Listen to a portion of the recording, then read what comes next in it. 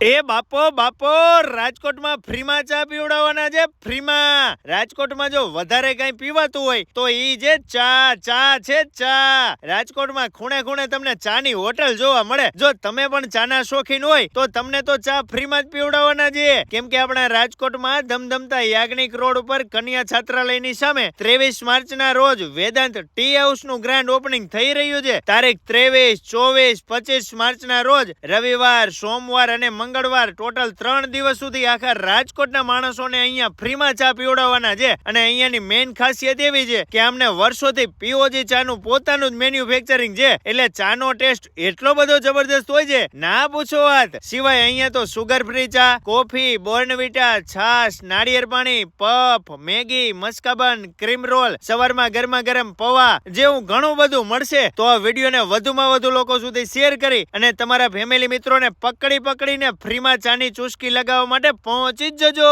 Vedanta T house રાજકોટમાં.